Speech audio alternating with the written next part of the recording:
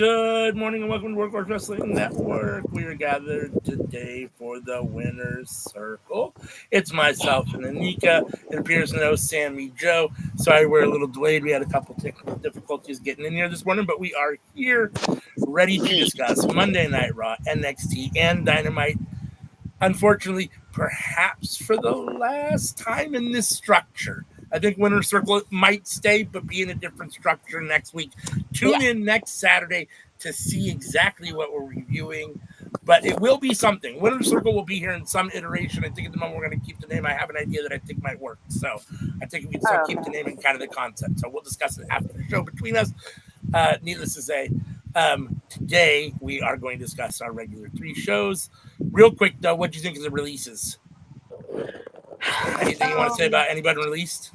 Unfortunately, anyone hurt your heart? Trina Baszler hurt my heart. That one hurt my. I'm like, come on! And all of the NXT people, that one you can't recruit. You can't regroup. Come on! Jaden says hello. Yeah, hey, Jaden. Yeah, I mean that was the one that. Here's the thing, like. When I saw the name, it didn't surprise me because they do nothing with her.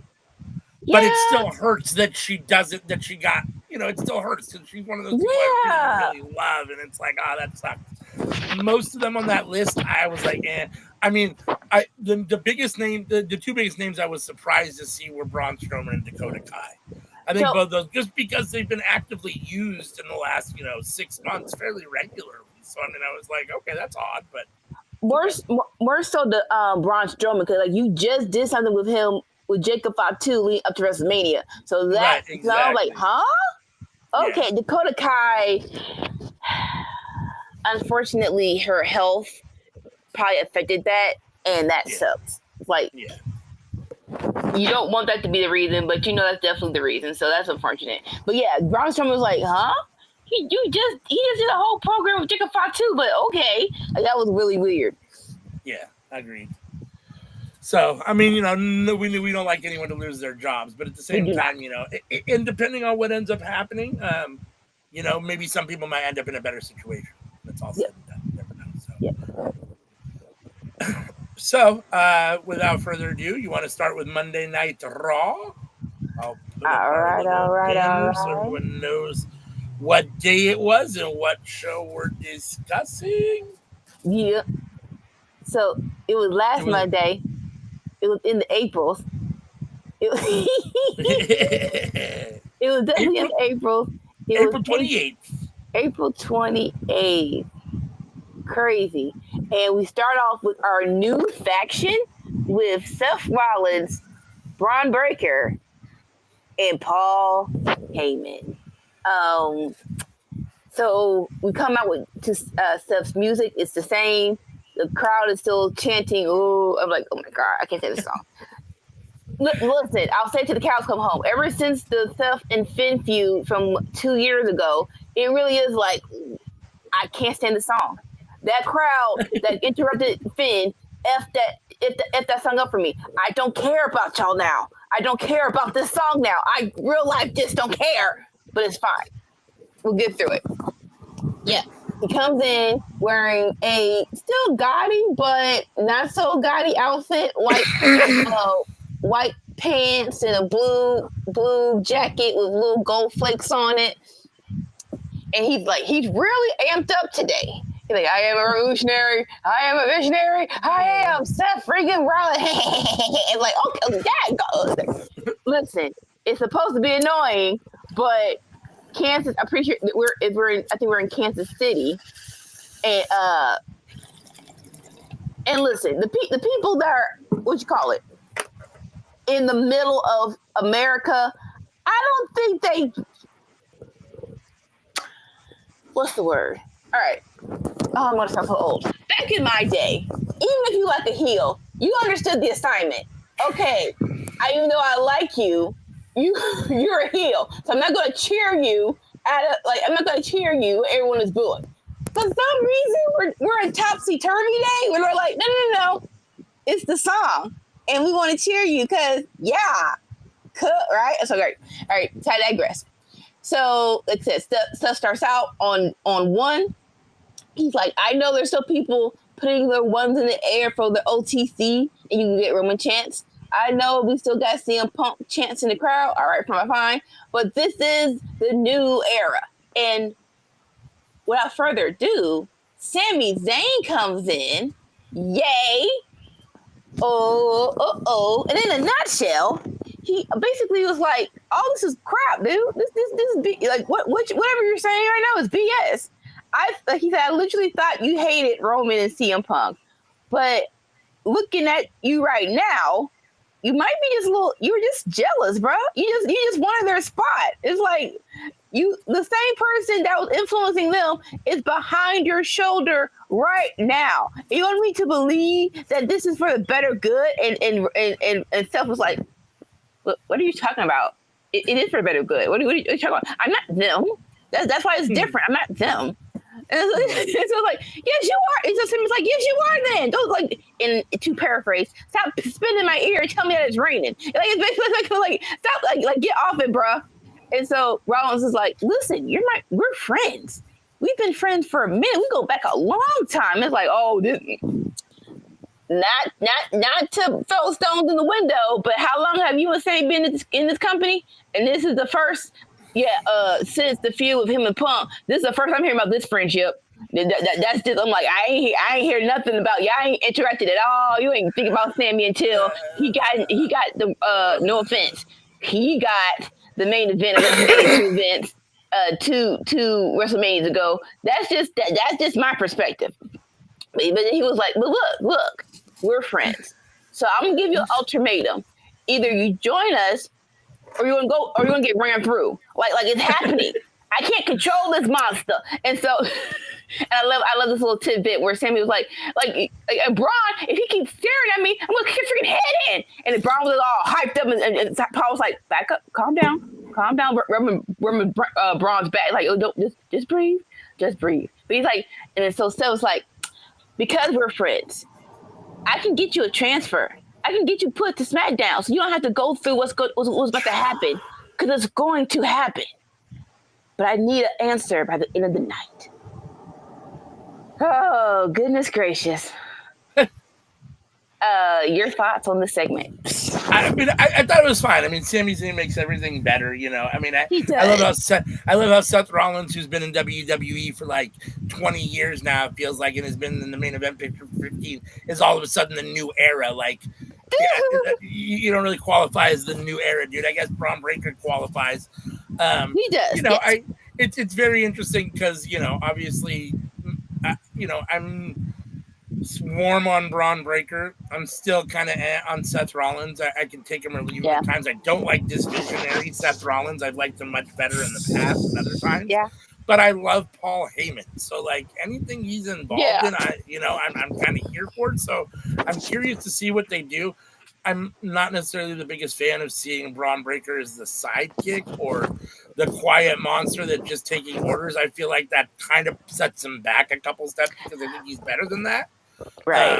And I don't necessarily want to see that, but at the same time, it is what it is. Getting the rub of being, I guess, in a faction with Seth Rollins and Paul Heyman, you know, is right. Worth maybe, you know, getting to talk as much and getting as much of the, you know, the spotlight. So I don't know. But we'll see what happens. I'm here for it. Right. No. Like I said, the whole Sami calling Steph on his bull, I love that. Braun, I don't think he's like a sidekick. I think he's going to be the quiet enforcer. And if you do it well, we all have high hopes for you if you do that. Like the first names that come to mind is Solo and Jacob Fatu. It's like they're the silent enforcers, and we love them. More so with Solo, they WWE F'd that up because they should have did a better break. But Jacob right now, he's the U.S. champion, and I love that scene right now. So I have high hopes of Braun the Silent Enforcer. I can't wait when it's literally Braun and Heyman breaking away from Seth freaking Rollins. But as of right now, we need to use him. We need to use his cachet. And so I'm here for that. But they do need to be more heels. It's like I need y'all to change it up, change the music, change your change your the way you talk. Like, bruh, you are real happy right now. I'm not sure, like why are you so freaking happy? Like, I'm not saying heels can't be happy, but as your first introduction of this group, I need you to be more serious. I don't know. I needed more from them to be heels, not in betweeners. Heels. We hate you. It's gonna take more than you threatening Sami Zayn to get the point across. Yeah, I agree. I agree. Mm-hmm. All right. So next up, we have our first match. We have Rhea Ripley versus Roxanne Perez. They did a quick little replay of last week where it was Io versus Stephanie Vaquer. It was a really, really good match. But it got interrupted by Roxanne and Julia, and Rhea came in for the save. And so now Rhea trying to get the look back, and this match was good. So as of right now, unofficially, Roxanne is, I'm not sure. Okay, I say unofficially because I feel like if she's gonna be on the main roster, it should be a better debut. Like it feels like they're still on the what's the word? She's still doing both shows. Like they haven't officially said Roxanne is on Raw, point blank period. So that's why I'm still a little confused. I think she's still on both shows. But either way, this was great. Roxanne is the protege. Yes, it's a nickname for being a heel, but it's a fact because she's really good in her early 20s. And Rhea's actually still in her 20s too. So great job on both girls. Roxanne being a dastardly heel, using her speed and a little manipulation in the match, but Rhea being a powerhouse and just catching her and flipping her is awesome. Unfortunately, shenanigans ensued. Julia came out to help her girl Roxanne. Okay, cool. I'm not mad at it. But as soon as Rhea judges the riptide, Jill comes in and beats her up. And it's like, bruh, if you're going to do a DQ, can the match suck? Like, at least have the match suck where I'm not emotionally invested. Don't get me emotionally invested in the match and not give me an ending. That's bad, and it hurts my heart. But like I said, so Jill comes in, her and Roxanne are beating up Rhea, and here comes Io for a save. And they run the heels off. But like I said, before it stopped, this was a really good match. But your thoughts? Yeah, I mean, I'm not totally sure exactly what they're doing with these women. There's definitely a blending here of NXT and Raw at the moment with the women. As you got Julia, Stephanie, and Roxanne all on Raw. I don't think they're all being called up as of right now, so it's interesting to see them all there. What I don't quite understand is when they decided to turn Julia a heel and pair with Roxanne Perez like that. Did I miss that somewhere? I mean, I watched the shows. I don't know where that happened. So she turned heel before Stand and Deliver when she beat up Stephanie Vaquer. I mean, I guess, yeah. So that was more so that was her heel turn. But yeah, her and Roxanne being a team that needs to be more explained. Like we do need like a promo, like a backstage promo, a vignette. It's like, why are y'all together? Because before, well, I mean, when they first came in, it was Stephanie and Julia versus Roxanne and anybody else, right? Whoever was else. Cora Jade. It was Cora Jade, but it was also a couple other people, I think, if I'm not mistaken, just whoever Roxanne can recruit. But like, you guys were, so now you guys are all friends. I guess it is what it is. Again, the stuff on the main roster, we're not supposed to know what happens in NXT apparently because it doesn't have to correspond, right? Like we do stuff on the main roster different. Just forget about what you saw on NXT, I suppose. So, but I guess it is what it is. I mean, the match itself was good. Io and Rhea together is a little odd, but I guess we'll see. I mean, I guess we're getting Cora Jade and Julia versus Io and Rhea at some point. No, Cora Jade lost her. She's the one who got. Oh, hey, boo boo. No, Cora Jade lost her job. She got fired. Released. So that's right. She got fired. So we're not going to get to see her. That's right. Yeah, so that sucks. But so I think what's happening is I didn't know this was happening. I thought they were just talks about it. So the Women's Evolution pay-per-view, they're bringing it back. So I think that's what we're doing. I think we're like, okay, if we're gonna do the Women's Evolution pay-per-view, a premium live event, we need more bodies. So I think that's what they're doing now. All right, we need more bodies. Some of our top women are NXT, so they should be on pay-per-view. So I think that's what's happening right now. Yeah, the match itself was good, so we'll see. I'm here to see what happens, I guess. So I think after Evolution happens, we're probably going to see who's actually on Raw and who's not. Like, hey, we just need y'all for this pay-per-view, and that's it. But pay-per-view's done. Now go back to your respective places. All right, and so let's go here.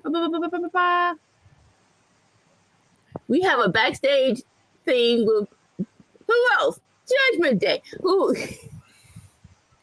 And so Finn is making a somewhat good point. He's like, I need to be, everybody's cheering about Damien's first defense with a win. But Finn's like, look, y'all didn't tell me that old boy's coming back. Jaden McDonough. I was not going to use his nickname because I'm not y'all. I have respect for him. But he's like, no, but it's a good thing we're back, right? And Liv got us a tag title match with the Night of Champions. You hear worse, Nika. We got a tag match with War Raiders, and that makes sense because that's how JD got out, right? And so Finn's like, but I need to know these things. I need to be kept in the loop. And so Liv's like, we're all together on this. Don't worry. Your feelings are heard. Your feelings are valid. And so the fake smooth over fine. And so we have Finn and JD versus War Raiders later on tonight. And of course, all the other shenanigans of Judgment Day in the background, and Carlito being Carlito. I can't wait till we all have gold. And it's like, sir, you have a gold apple. Shut up. But you're national treasures. Keep talking. Any thoughts on this? I don't, I'm not the biggest fan of this Judgment Day, so not really. For me too much. I mean, Big Head's a good wrestler. Finn's a solid wrestler. We already know that. So them as a tag team is going to be good against the War Raiders later in the night. But other than that, I don't really care now. Oh, okay. All right. So next up, I'm pretty sure the train of You Not Caring keeps on rolling because we have Logan Paul for in-ring promo, and I'm with you on this one. I don't give a damn. So he's on cloud 10. He defeated AJ Styles, probably one of AJ Styles' most boringest matches. So I'm not sure why you complaining, but whatever. But he's like, but since I've done that, I'm here to get gold. I've done everything I need to do. That could be done in WWE. Like, sir, you won the United States Championship. That's it. What about you've done everything? You didn't win no Rumbles. You didn't win no tag titles. You didn't even win the IC title. You won the U.S. Championship. You weren't here to defend it that much, and that was it. But you know what? I digress. You live in your own little fairy tale world. But he's like, so the next thing I have to do is go for the WWE World Heavyweight Championship. And here comes Uso. Here comes Jey Uso. And he's like, my name out your mouth. You got your name. You got my name in your mouth. And you want to get this title, sir? You ain't taking this from me. And so Logan Paul was like, yeah, and it'll be so easy. You're gonna hold that title less. What's the words? You're gonna hold that title no longer than when you hold the IC title. Like, so we throwing shots. So let me just close your mouth. Jay did the super kick. Jay won-ish. Yeet. Get out the ring. Oh, and side note, Jay is being a good champion. Just putting his glasses on a kid in the crowd. He survived cancer. It's like, listen. John Cena is what you call it. He's a heel now. We need somebody here for the kids. So yes, so do your thing, Jay. Be here for the kids. So super kick. Jay leaves. Yee. Anything you want to say about this segment? Jey Uso is been lucky enough to be pushed to be champion, which, it's taken a long time to get here. A lot of years of tag team wrestling, several years now. Well, a while now of singles wrestling Yeah. and trying to prove that he had it. Finally, they give him the nod, and then his first program is with Logan Paul. It feels, it just doesn't. I don't know. For some reason, in my mouth, it has a bad taste. Like he doesn't. I mean, I understand he just beat Gunther, who is a megastar for WWE. I get that, but Yeah. and Logan Paul is a star, but not in my mind in WWE like that. And I don't see him like. For me, yes, he competed in the Elimination Chamber. He had those, battles with Ricochet. He won the U.S. title. He's proven that he can do this. At the same time, I don't think he's proven he can do it at that level per se. And it just feels. This feels like a feud that Jay would have if he wasn't world champion. It feels like he deserves a bigger, better feud and opponent than Logan Paul as world champion. That's just my feelings on it.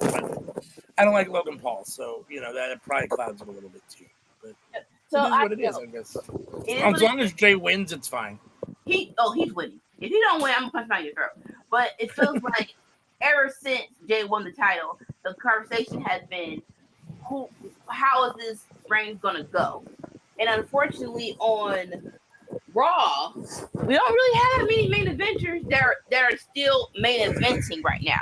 Like as of right now, Seth is in control, and he's doing something with Sammy. And I think that's like, if I can see into the future, we're definitely going to get Jay versus Sammy, Jay versus Seth to get off of them. It's just a matter of when. And in my mind, I don't need a year run, but I do need a decent run, right? So I think they're just putting into place of when we should have those matches. So as a first opponent, I'm good with Logan Paul. Like I said, it should happen where he beats him, and we call it Backlash already next week. So let's hit it and quit it, and it'll be done. All right. Okay. And so next up, we have our Judgment Day versus War Raiders match with New Day and commentary. And I'll say this: New Day on commentary are dumb as hell. They're dumb as hell in the best way possible, and that's what you want on your commentation, your commentary team, right? If you're gonna be hilarious or add something to the match, you can't be neither. But they were hilarious. And so this, like I said, this match makes sense. This is the last time they went up against each other. It was for the titles. This is when JD hurt his freaking ribs, and JD, but he's back, and everything's all good in the hood. And this was good. This was a good match. It's a decent match. So JD, he goes on a hot tag, and he does the moonsault on the other side of the ring. Like, hey, let's learn from the last time. And so good job on you. You can tell it was a little. You can tell it was a little scary for him because it was a little. What you call it? Not stumble, but a little pause before you did it. But you did it. Like that first time going back to doing the move that hurt you, you can't tell me that ain't crazy. That's not frightening as hell. But that was a great moonsault. But like I said, I guess they still wanted JD to be a heel. So no good. What was I say? So even though we want to be like, yay, JD, it's like, no, you're full on Judgment Day, so we can't cheer you completely, right? Like I said, he goes on a hot spring, there's Superman punch, moonsault, there's a moonsault in the middle of the ring. It was only a 2 count, so he goes up to the other corner. But here comes Penta getting his lick back from last week because we ain't forgot that you showed up and caused him the Mexican Dom. He pushes JD over. War Raiders does their pin. 1, 2, 3. War Raiders for the win with help from Penta getting his lick back, which I'm not mad at. Any thoughts on this match? I mean, it was fun. I mean, at the end it gets a little too convoluted for me. Too many people doing too much stuff, but it is what it is. The War Raiders attack the New Day, and then Carlito gets involved, tries to get involved, and then Penta gets involved. It's like, okay, I guess it is what it is. But I mean, for the match itself, it was fine. I mean, JD and Finn can really wrestle. Yeah. And the War Raiders are solid. I'm not necessarily the biggest War Raiders fan, but I'm not necessarily opposed to them. They're not necessarily my cup of tea in their style all the time. So, but I'm here for Heel New Day on commentary all the time. So, solid match. And they didn't officially make it official, but it feels like because War Raiders beat Judgment Day, we're gonna run that match back with them and the New Day.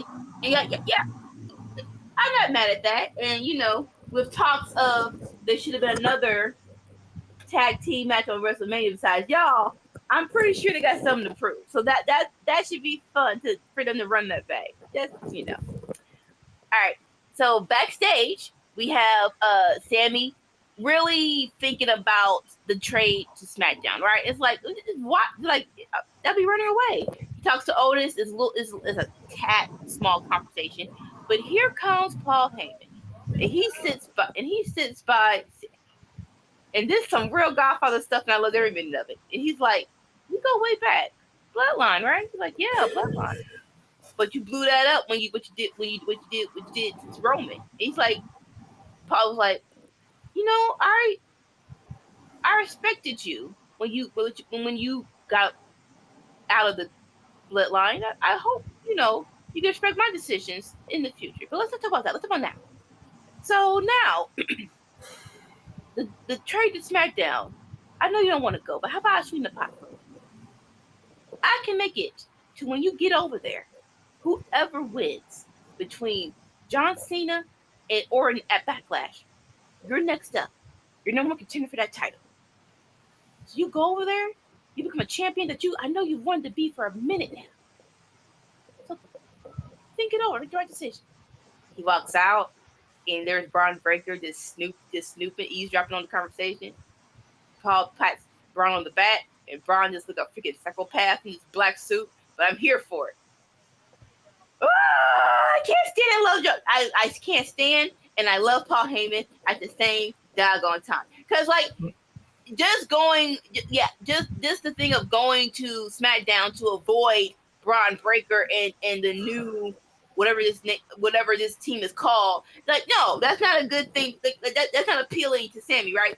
But me avoiding this situation whilst I get a tag team, whilst I get a WWE title match, that's a little sweeter. That's a little sweet in the pot.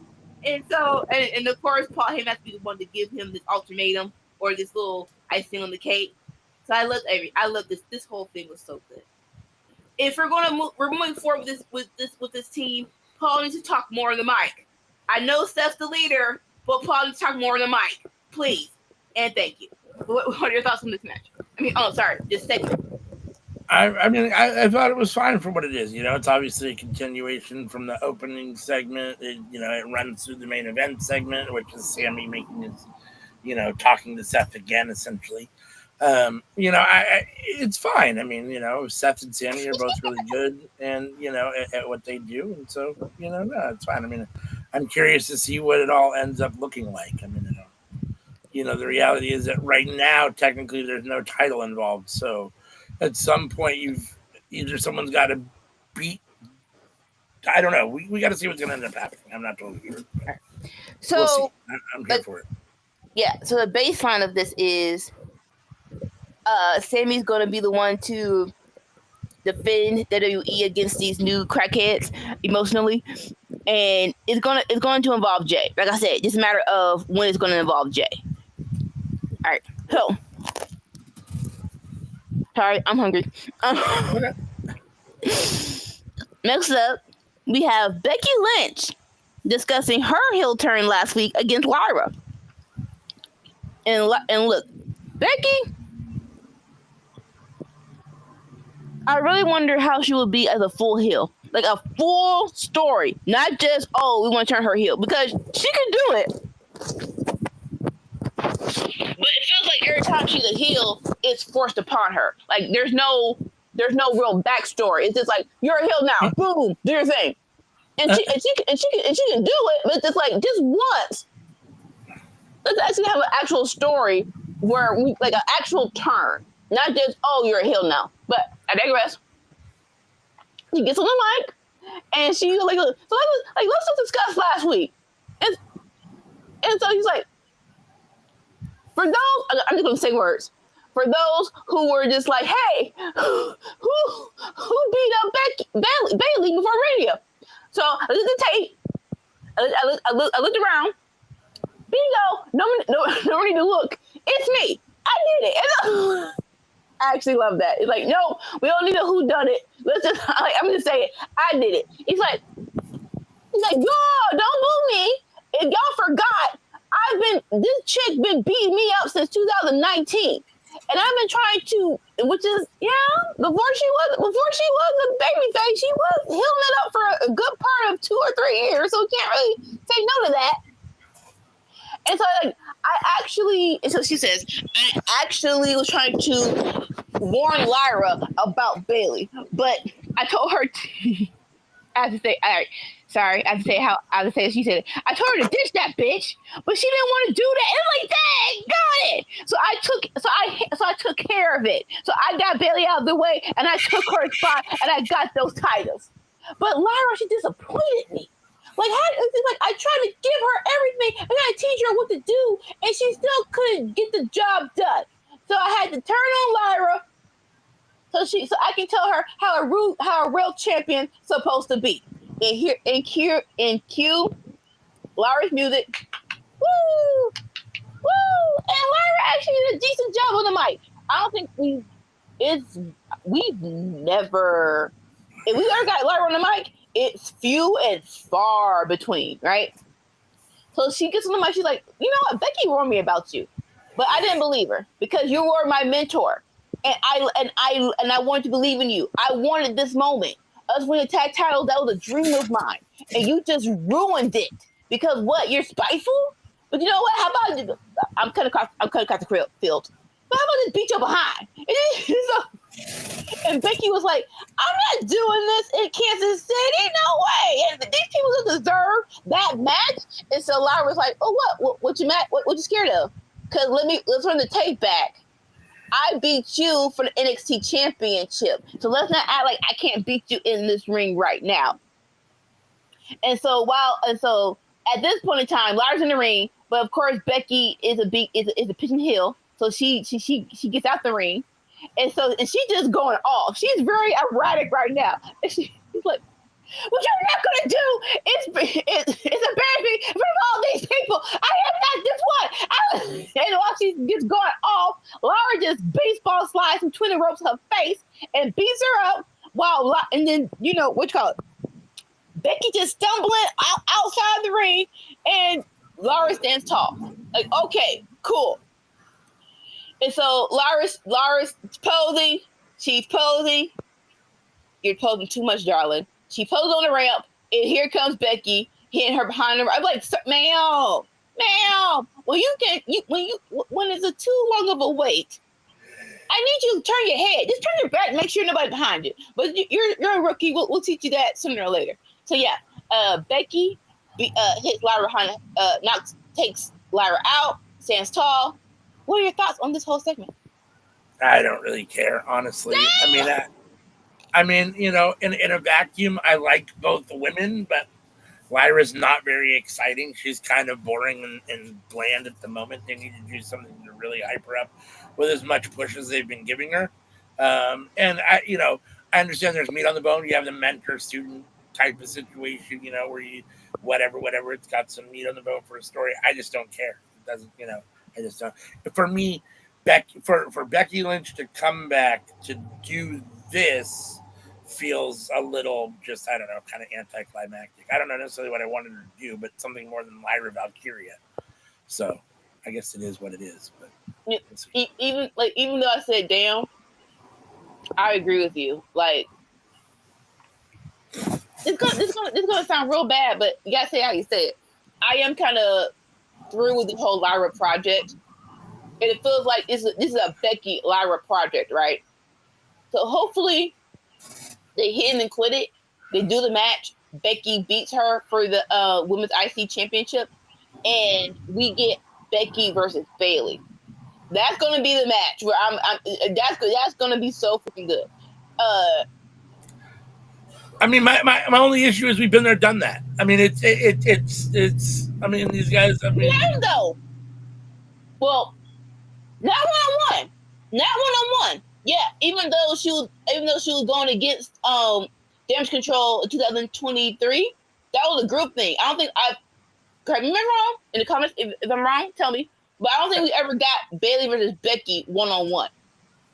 I'd have to Google it because my memory is terrible about that stuff. But it feels like, I mean, with as much time as they spent around each other, circling each other with everyone around, I mean, I can't believe they haven't wrestled each other 1-on-1. That seems bizarre to me. But again, Well, I'll take your word for it because your memory is way better than mine. Without even though they're in the 4 Horsewomen, her feuds, Becky's feuds, always been with Charlotte, and she had a little thing with Sasha. But I don't think they've ever been 1-on-1 with Bayley. Again, if you're wrong, tell me in the chat. But I'm pretty sure it's like they never had that good rivalry where it was just them two. Like even in 2023, it was Bianca and Becky versus Damage Control. Right. So I'm excited for that. And like I said, if we can do this well and time this out well, that should be a good SummerSlam match. But timing is a construct, especially WWE. So we'll see. So we'll see when they do it. All right, backstage we have Penta. We have Penta getting amped up. Nick Aldis, sorry to say, it's the beginning of the show. He was the manager for the night because Adam Pearce had to need a day off.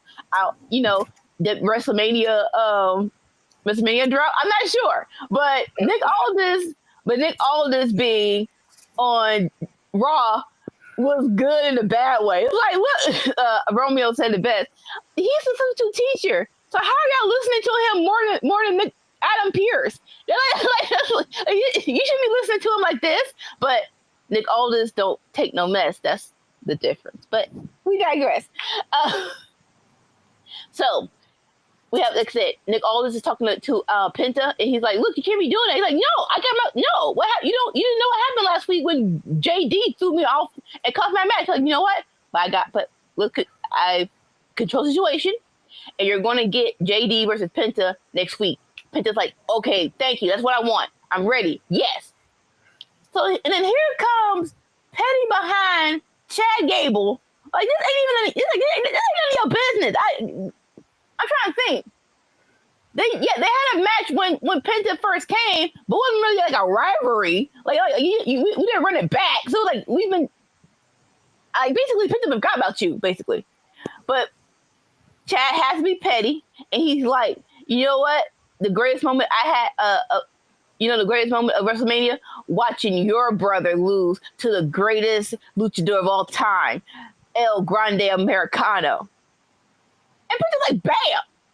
Hit him straight in the chest. He's like, excuse you. Like Penta got hyped on 10 real fast. Like, how dare you speak of Ray Phoenix? You will not talk bad about the Lucha Bros. It's like, I can't wait. I can't wait for them to come together because I do think let them be by themselves, because once they're a tag team, it'll be hard to split them up. So this Penta saying Lucha Bros is like, it's gonna happen. You will respect the Lucha Bros. I was like, okay. I can wait, but I can't wait. Your thoughts? I mean, I liked it. I thought it was good. I mean, I'm a Nick Aldis fan. I'm not an Adam Pearce fan. So the more time I get to see Nick Aldis, I'm happy. Penta versus JD next week is going to be solid. And I, obviously enjoy seeing Chad Gable get kicked in the face. So I'm here for, I'm ultimately here for Penta versus, El Grande Americano and, ultimately Chad Gable unmasked. So I'm assuming that's going to happen at some point. So Penta Phoenix, they're going to remove his mask at some point, be my guess. And it'll be exposed that it's actually Chad, so then we'll go from there. But yeah, I mean, it's fun. Like that should be a big moment though, because Americano, even though he's a dick, he's a good character. So it's like, when did we do it? All in good timing.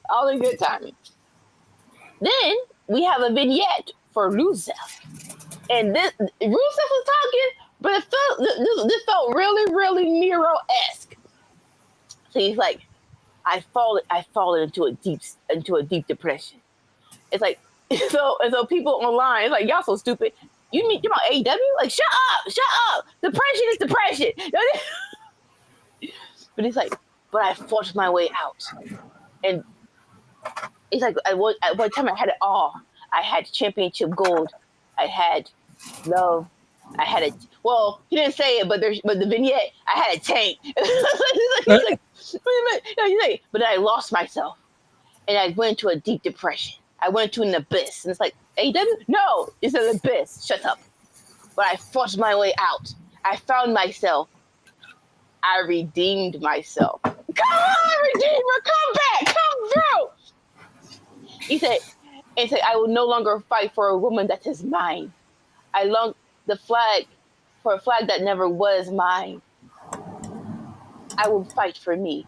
And I will teach the young people how to not get into, basically, I will teach young people not to go through what I went through by beating the crap out of them. Rusev is here. And like the Redeemer is here. Look. And I think we talked about this at one point in time, where it's like, if you have a good gimmick, why would you, if your gimmick supersedes your first gimmick, then yes, first gimmick dies. So more so, the Redeemer in AEW did great work. That him with the TNT title, definitely top 3 reigns for that title. So him being the Redeemer, they haven't named him that, but Redeemer Rusev is right off the tongue. So hopefully, like, let's screw it. Redeemer Rusev comes back and kicks butt. Your thoughts on this vignette?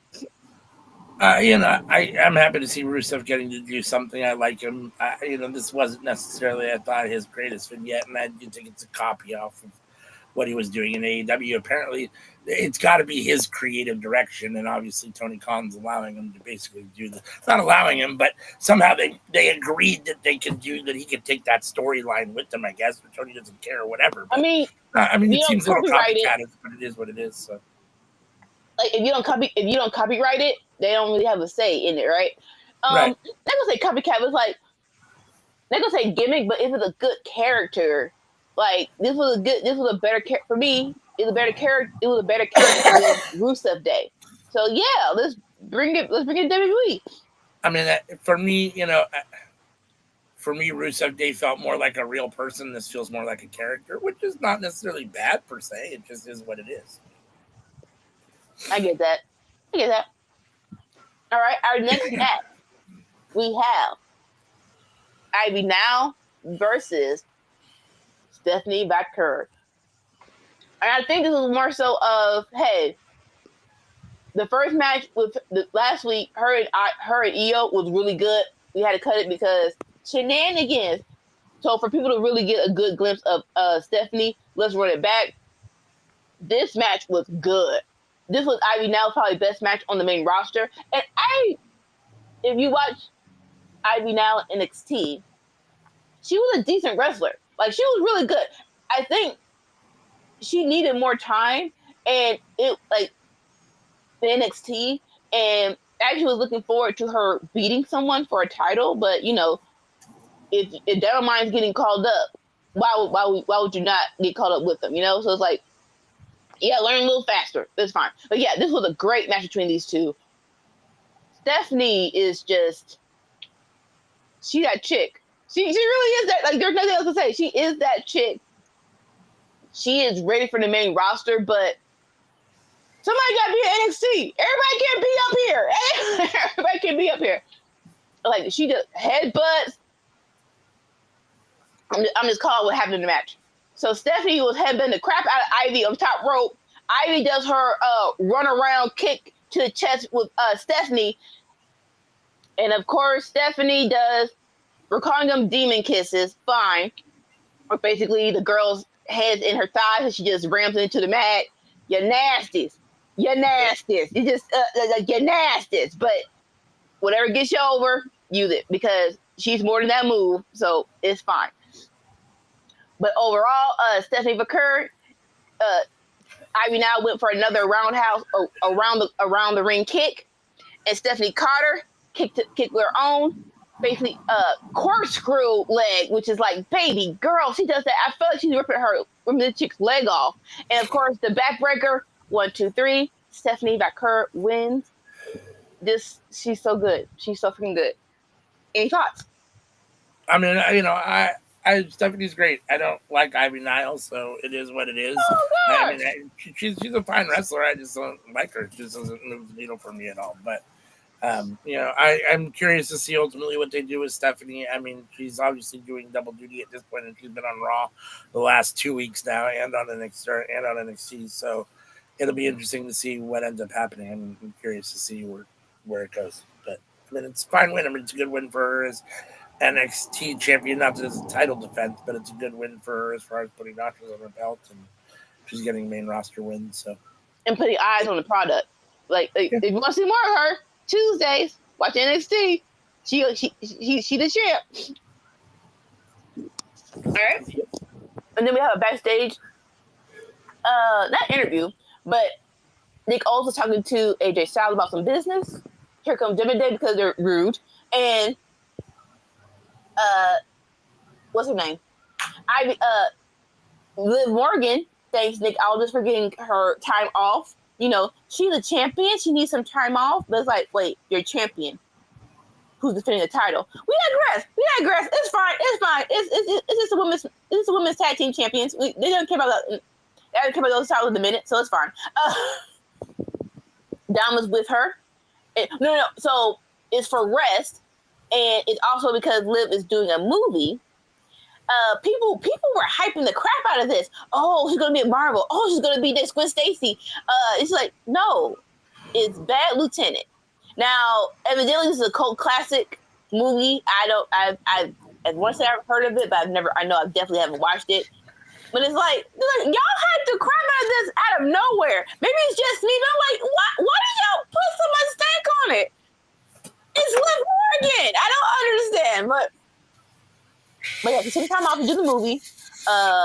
Hopefully, it goes well for her. I don't want anybody to fail, so it's like, hopefully, it goes well for her. But like, y'all really hyped the crap out of this. Y'all went to the stratosphere about what her movie role was going to be. But Bad Lieutenant, okay, cool. So Dom asks, "Hey, I just won a title. What? Excuse me. I need some time off too." And it's like, no. The women's tag team championships suck, but you are the IC champion. You can't get no days off. It's like, what are we doing? And so AJ's there. He's like, look, since you don't, so a little scuffle. And Dom was like, why are you even in here? Like you can't even beat anybody. You couldn't even beat Logan Paul. It's like, be careful what you list for, sure. Now, there were other words, but we're not gonna. I'm cutting across the Barnfield. Dom versus AJ. I'm here for AJ getting beat by Dom. Boo! I know I'm not here for that. Listen, I love Dom. I love Dom as IC champion. I am not here for him getting beat by AJ getting beat by Dom. I am not here for it. Not one single bit. I was hyped when it's him versus Braun, and like, okay, maybe cool, but AJ getting beat by Dom, I'm not here for it. I'm not ready for that. But what do you think? What are your thoughts on this segment? I mean, I don't care about Liv Morgan at all. In fact, I actively dislike her. So any hype about her being in a movie, I don't care about. And Bad Lieutenant, the first one was okay, but I'm not going to see any other ones, and I'm not going to see any. Bad Lieutenant 2 at the time that they made like 5 years later was terrible. So, and the movie itself is a terrible movie. I mean, it's well done. The theme of it is terrible. So if you have anything, if you don't like, just the most disgusting themes you can think of, then don't. Oh God. Okay. So I don't really care about any of that kind of stuff. And the reality is AJ versus Dominic should be fine. There's no way that I think, that they're going to let AJ beat Dominic for the title at this point. So if you're getting it, you're probably going to have to deal with AJ losing. No. Boo, boo, boo. Boo, boo, boo. All right. And then we have another backstage with Sammy. And here comes Karrion freaking Troller Cross, who's trying to be a demon on everybody's shoulder.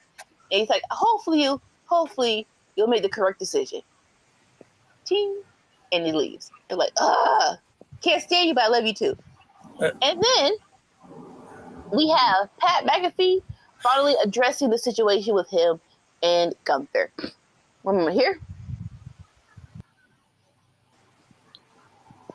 And so he goes into full on Pat McAfee, and I loved it.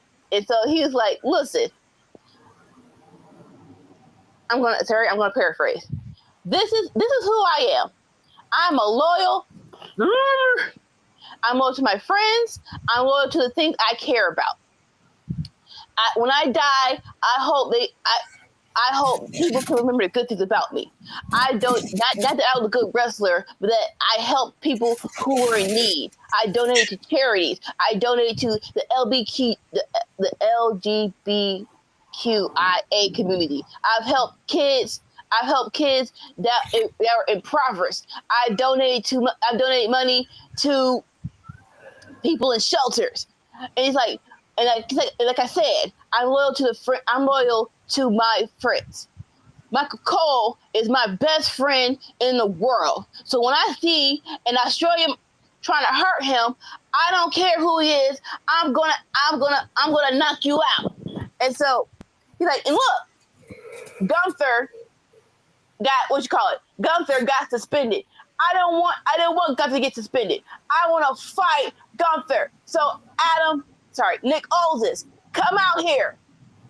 I want you to lift the suspension, and I want to fight Gunther. Yeah, I was like, stop saying Gunther now, because whenever time y'all say that, it never happens. Maybe once every full moon they do the match right there, right now. But Nick Aldis was like, nope, I can't. You know, I even though you're doing a phenomenal job, I don't have the authority to lift the suspension and get Gunther here for you to fight him. But what I can do, I have talked to Adam Pearce, and we have come to an agreement that you will be fighting Gunther at Backlash.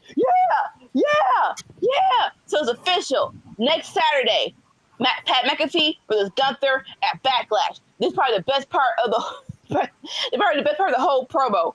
So he was pumped. Pat was pumped. He sits down, and I think the Julian Rustoff is like, "Oh, I guess I'm fighting Gunther." It's like, yes, you crackhead, you called him out.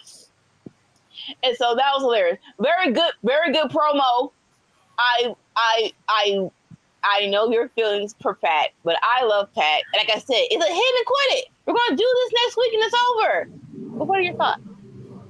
I mean, the only two things I'm going to say is that he called Michael Cole the greatest of all time, and listen, that's a terrible take. And secondly, you can't stand up in front of the world and tell them all the good deeds you've done. That diminishes the good deeds you've done. Sorry, dude. I don't care. So, oh God. No, totally understandable. I understand. What I was gonna say. He didn't do it in a douchey way. Because this could have been a very, very douchey way to say it. But like he didn't do it as douchey, so I'm okay with it. Like he's like, I'm telling y'all this because this is how I want to be remembered, not because I want y'all to like me, even though it is the same difference, but he did it better than most people. I'll say that. Yeah, and again, even if it's a one-off match, I still don't care. I think it's a terrible storyline, and I don't like it at all. It's not a terrible storyline! Dang, got it? Oh, I can't stand you. Okay. Sorry, I'm transferring, but here we go. And so next, one last backstage segment. We have no other than Jey Uso talking to his boy, Sammy. Now, everyone was like, no, you shouldn't. Yes, you should. But you like, after you put that stank on it of, if I take this deal, I get a title shot. We gotta think business. We gotta think like, yes, I know you want to be a good guy and you want to be Captain America, but at some point in time, we gotta put our heads together and what's best for your life, what's best for your career. And I love Jay. And I love Jay, who's like, you know, no matter what decision you make, I got you. I'm behind you 100%. Like that's a true friend. That's a true friend. Because like, okay, depending on who you ask, you know, is a right and wrong way. When you think about your family in a title match, it gets gray. It gets gray as hell, at least for me. So I love that Jay was like, no matter what, I got you. I'm behind you 100%. Any thoughts on this last segment? Not really. I mean, it's, you know, it is what it is. I mean, we know Jay and Sammy are good friends, and Jay basically said everything he's supposed to say. So exactly everything he's supposed to say. All right, but now it's time for the main event, which is Seth comes back outside, and he's like, "Look, I've given you time to think about it. The end of the night is here. Come on out, Sammy. Let's give us your decision." All right. And so again, Seth manipulative behind was like, "Look, you know me. We're friends. I don't want to do this. I don't want us to be beefing like this. But like I said, it's inevitable. What's going to happen is going to happen. I'm trying to look out for you. Don't think about the people outside of the bubble. Just lock in with me and tell me what do you want to do." And so Sammy comes out. And he's like, "Don't act like I don't know what you're doing. What you're doing is manipulating me. It's like you framing it to be the good guy, but you're not. You're basically telling me if I'm not with you, I'm against you, and you're going to hurt me." So I'm like, what? That's threatening me. You know what? He has a point. He has a point. And so he's like, so to that, I say, he's like, yes. And like, and you're doing it by dangling a world WWE title in front of my face, and you know that I want to be champion. But if I'm champion, and you know, yeah, picture Sammy saying this. If I'm champion, I'm gonna do it the right way. And without further ado, Seth, go to hell. Seth doesn't say anything, but we hear, yeah. And the look on Seth's face is like, it's happening. It's like, I love that. I love that now the sirens is death is coming towards your door. I do actually like that. Where it's like, okay, what you call it? The when you hear the sirens, the enforcer's in, and there's nothing I can do about it. What's going to happen is going to happen. So I actually love that now for Braun Breaker's theme music. But anything about this segment? No, not really. I mean, again, the whole thing is what it is. I mean, it's permeated the whole show from the beginning to the end. It leads to our final match, ultimately.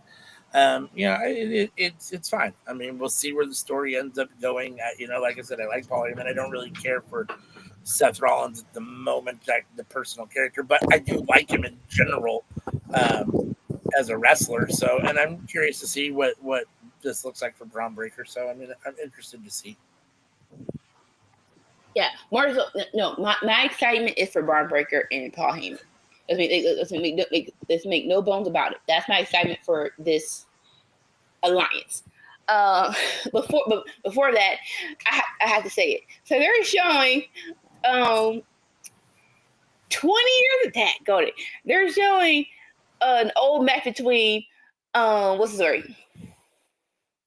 John Cena and Randy Orton at Backlash from 2008 or 2009, or like it was some like at least 15, 20 years ago. And it was like, you saw these Titans clash together, blah, blah, blah, the blue. And in my mind, I'm like, why are y'all showing this? This match ain't gonna happen like. Hey, Hassan, happy birthday. Happy birthday. And like, why are y'all showing this? Y'all know good and damn well that they're not going to do this match now. They are both slow as hell, and it ain't and they cannot do this match again. So why would y'all tell people how good it was 15 years ago so they can be disappointed. I don't understand that logic. Maybe that's just me, but maybe y'all trying to trick people. But okay, cool. Like that was hilarious. Like y'all showing an old behind match. Like they can do that again next Saturday. Y'all know y'all can't. I don't understand the logic. But like I said, so fast forward, we hear the sirens of Braun Breaker. We get a match between Braun Breaker and Sammy. And Sammy he just takes his dress, well, not dress, his regular shirt off and just have his pants on, even though it looks like what he would wear on a regular basis. But it's fine. I digress. And it's Braun versus Sammy. And what do you expect? It's Braun versus Sammy. It's a very, very great match. And Sammy does get some offense, but Braun, he a dog now. He an enforcer dog right now. So like his intensity is up 5%. So every time he gets an advantage, Seth just leans into the ring. It didn't have to be this way. You can join us. I can end it right now. And Sammy's like, no, go to hell. It's fine. Like I said, Sammy gets the upper hand at one time. He gets a powerbomb. 1, 2, only 2. But again, it's like I said, I'm just gonna name stuff out the ring. Frankensteiner, and of course, we went. I want to say Sammy went for a hula kick, but a spear. A spear occurs, and Kansas City again. Just I get you like the singing stuff's music, but I'm pretty sure we established that Braun Breaker is a heel, right? So y'all chanting one more time. What is wrong with y'all? Like what is wrong with y'all? They chant one more time, and Braun, you're a heel, but you're listening to the fans. Does it one more time? And I guess they thought because it's Sammy, they were, people were like, stop, no. People love good moves. People love good moves. People love intensive people. So you have 2 of those in Braun Breaker. So it's like Kansas City, well, we haven't seen none of this. We just want to see spears. So it's like, one more time, spear. And so evidently the match is called off. The heels stand tall. And this is just the beginning of the Seth, Braun, and Paul Heyman. And that's the end of the show. Any thoughts on the match? I thought it was fine for what it was. I mean, obviously it ended how it ended, which is whatever. Sammy and Braun seem to have decent chemistry. I'm interested in seeing it again, in a little bit better situation. But yeah, I mean, I'm here for it. I thought it was fine. Right. So that was Monday Night Raw. What's your grade? I'm gonna give it a B. I thought it was okay. I mean, there were some down parts for me, but overall, I thought it was a decent show. I'm gonna give it a B-, only because the heel faction was still getting cheered. Y'all gotta fix that, bro. Y'all gotta fix that. If y'all are heels, y'all cannot be getting cheered. Y'all cannot be listening to the crowd say one more time. You have to be dastardly. You have to be dastardly, and then we'll love the dastardly, and then we'll cheer you. But right now, y'all gotta be dastardly. So stop doing spears and just choke some people out. Just unalive some people in the ring. And so, but yeah, I concur. All right. So that brings us to the end of Monday Night Raw's review. We'll move to Dynamite. NXT? I'm sorry, NXT. That's what I meant. I apologize. I didn't mean Dynamite. I meant NXT. You're fine. They talk about Joe Hendry showing up last week and getting taken out by Trick. Well, showing up last week, him and Trick having a little face-off that they had. And then in between last week's NXT and this week's NXT, they had Rebellion, and Trick showed up at Rebellion. And him and Joe Hendry went at it, and Trick kind of took him out at Rebellion. So commentary is talking about Joe Hendry live this week. So, of course, talk about it when he shows up. He says he hasn't been Hendry says he's talking about having a great week, but then he got laid out by Trick Williams. That was Trick crossing the line because he couldn't stand people talking about Hendry. and so on and so forth. Hendry calls Williams out, but here is Dark State to jump him instead. Anything you want to talk about this little opening segment with Joe Hendry and the Dark State? I hope they have a plan for Joe Hendry. Like, it feels like they need more bodies in the main event picture because they're going to prolong just having Trick versus Oba. And I kind of understand it. I kind like a little bit, not a lot. So I'm here for Joe versus Trick, but I need him to be standing tall. It's like you let him get beat. You let him get beat at WrestleMania. You let Trick blindside him at TNA Revolution. Like we need something to make like let's like even though we love Joe, let's solidify that he's a main eventer though. Like he ain't nobody to mess around with. But it wasn't like he got beat up by one person. He got beat by a gaggle of people. He got beat by Dark State. So I'm not completely mad at that. But just like if we're going to use Joe, let's make sure we put Joe and Trick in the best situation. That's all. But this was fine. Earlier, Ava had invited Io for a one night, visit, and asked if she had a partner for the evening. Io Sky said she does not, but Jordan Grace comes in and offers her services. So we get Io Sky and Jordan Grace as a tag team later in the evening on NXT. Did you want to say something about this or no?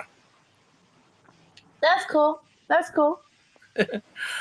Carmen Petrovich is backstage. She's listening to Gigi Dolan and Tatum Paxley vent about their losses. Ashante comes in.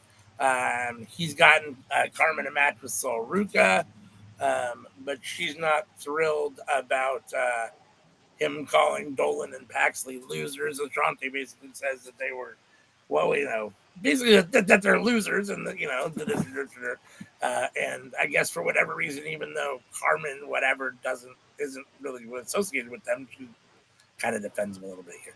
But ultimately, what we get out of this is Carmen gets a match for Sol Ruca for that. I'm assuming it'll be for the North American Women's title. So, anything else about that? Yep. We'll look at the match when it comes down to it.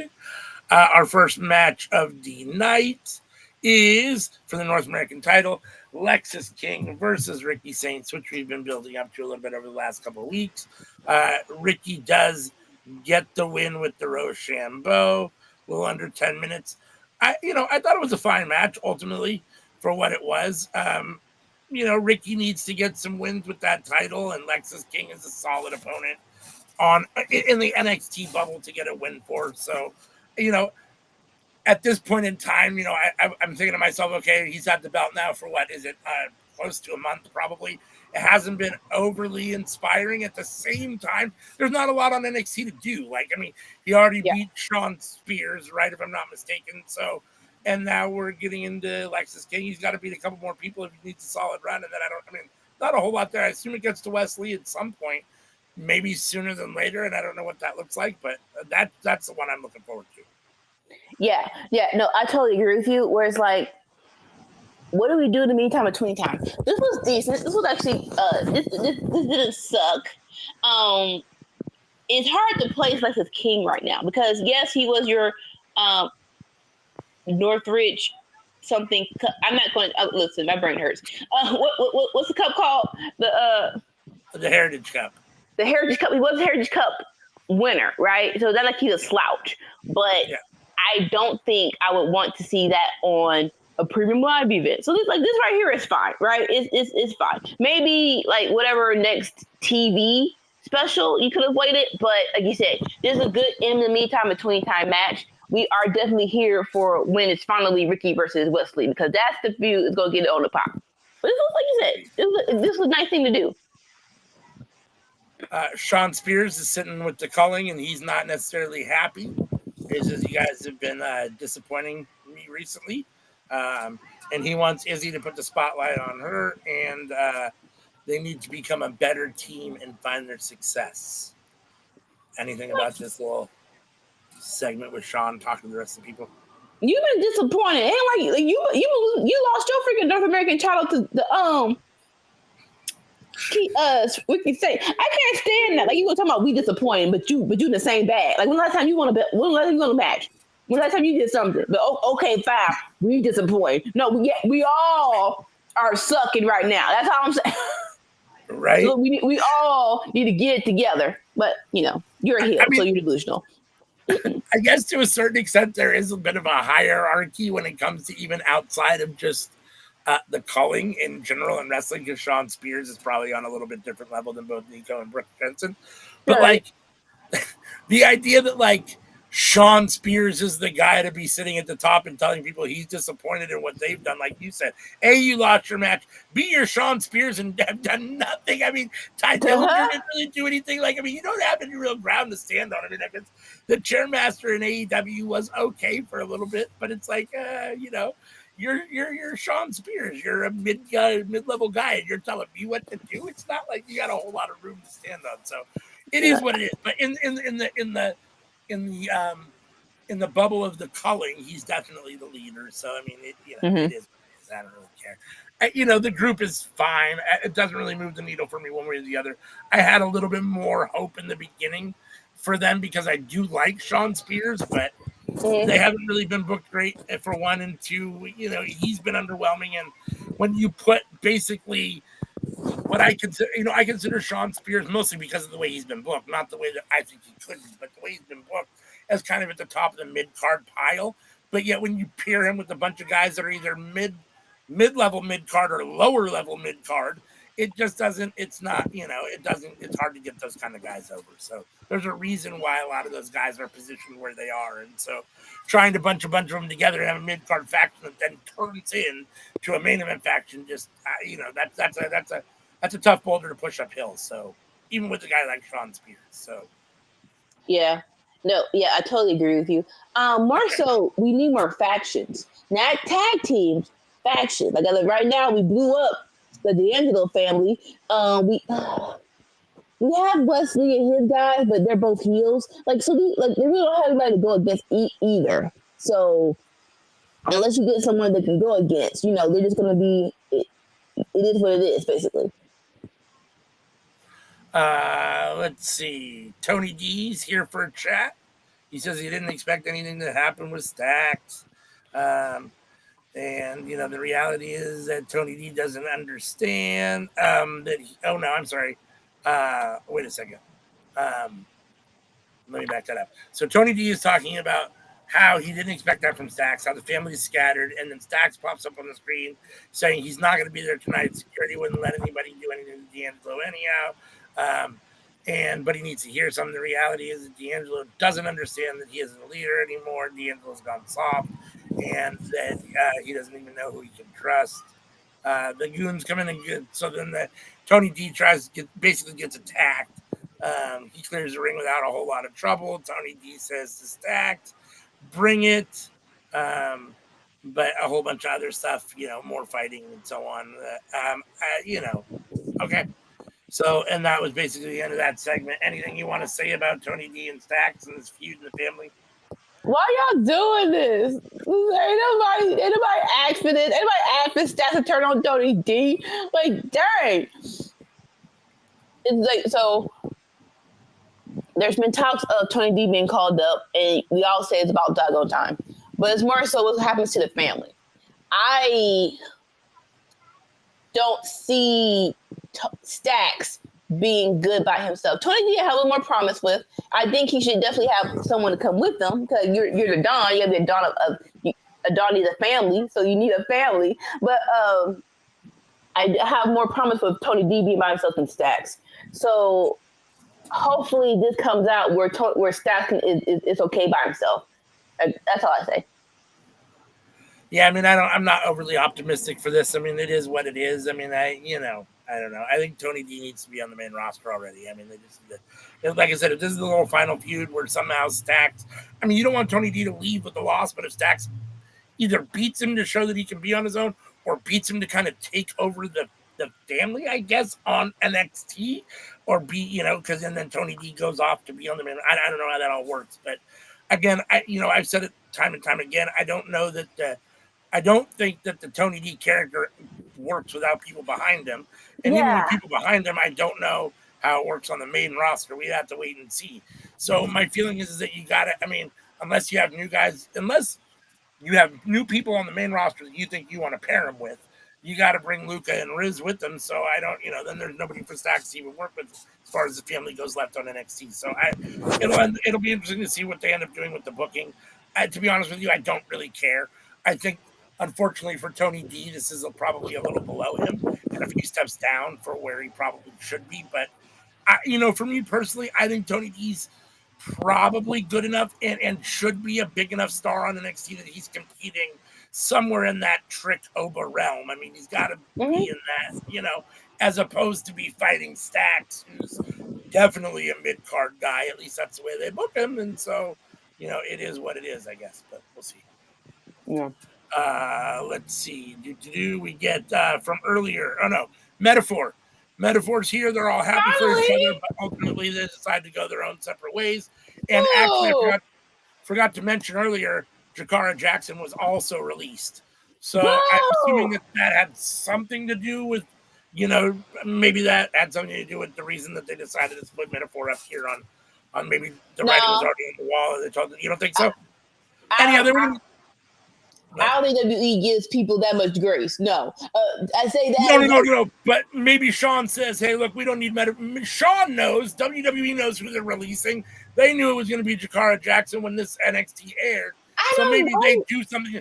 They don't tell Jakara, we know you're leaving, so we're going to split up Metaphor. But they split up Metaphor because they know they're getting ready to fire Jakara Jackson. Not that she was like the linchpin holding them together, but it's like, okay, Jakara's leaving.